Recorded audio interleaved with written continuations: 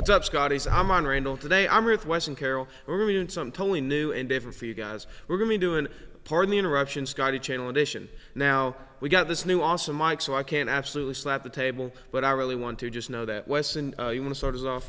Starting with Giannis. Giannis did not play 2 games versus the Heat, which is really hurting them right now. Giannis is tough. He played in 2021 with a knee injury, and, obviously it's going to hurt him in the long run, like in the playoffs if you don't return. But honestly, what do you think? Do you sit Giannis if they win Game 3? You know, that's actually a great question. People have been asking that and really wondering. I think if they win without Giannis one more time, I think you do sit him. That gives them extra time to recover.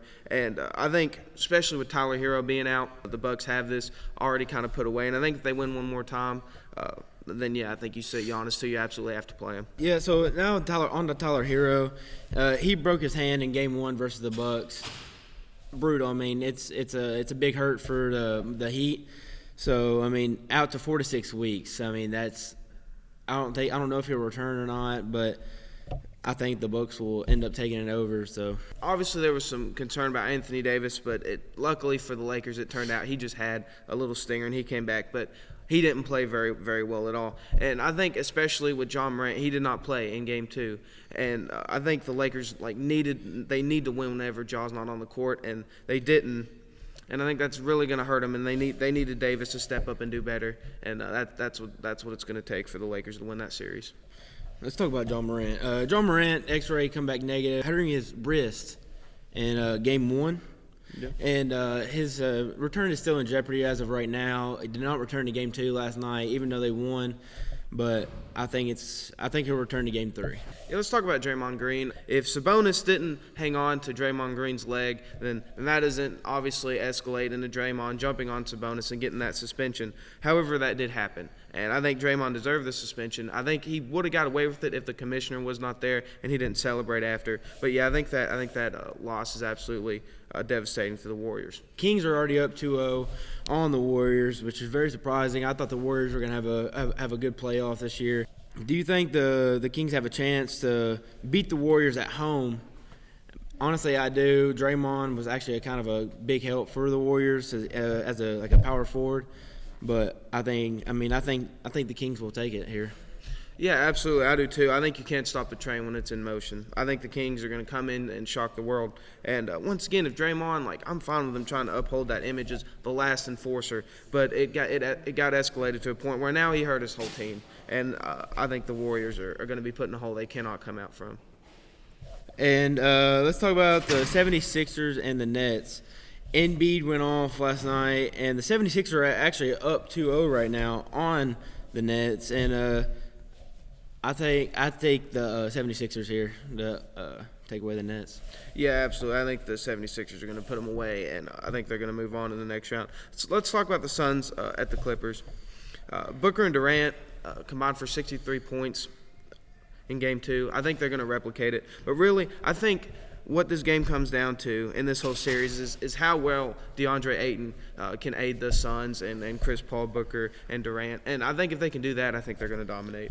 Well, let's take a little step away from the NBA and let's talk about the NFL for a minute.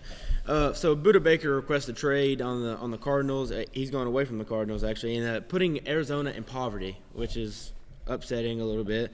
DeAndre Hopkins wants out too. Kyler Murray is hurt right now, so obviously that's going to hurt. But honestly, they have Jonathan Gannon, but he's not that guy for real. So yeah, I don't think Jonathan Gannon is that guy either at all. He does want to show that explosiveness, though. He does want you to show some explosiveness. But yeah, Arizona is indeed a poverty franchise now. Jalen Hurts signs a record $55 million deal. That's absolutely insane. Easton, you want to say anything about Jalen Hurts' $255 million deal? What do you know about that? With you being a quarterback and all? Well, he's a good player, but that last play in the Super Bowl when he threw it 20 yards short, I don't know if that deserves that much money. No. What a take from QB1 here at GHS. You got him. And now on to DeMar Hamlin. His cardiac arrest. I honestly didn't think he would return, but he's actually expected to return this year. So it's very surprising. And Randy thinks they're gonna take him to the Super Bowl this year. Yeah, absolutely. That's no question. DeMar Hamlin coming back. That's all we need. Storybook. Ladies and gentlemen, it's written in the prophecies now. Buffalo Bills are winning the Super Bowl. You heard it here first. Yeah, they are. And he says, if the Bills do win the Super Bowl, we're coming back here. And I'm jumping. And he's I'm jumping to on this table right here. I'll take the 1 day ISS. 2 days. Yeah. I'll take the week ISS. Week. Small price to pay for the Buffalo Bills. Yeah. And then let's talk about the Austin Riley. Austin Riley hits his milestone of 100 home runs against Kansas City Royals.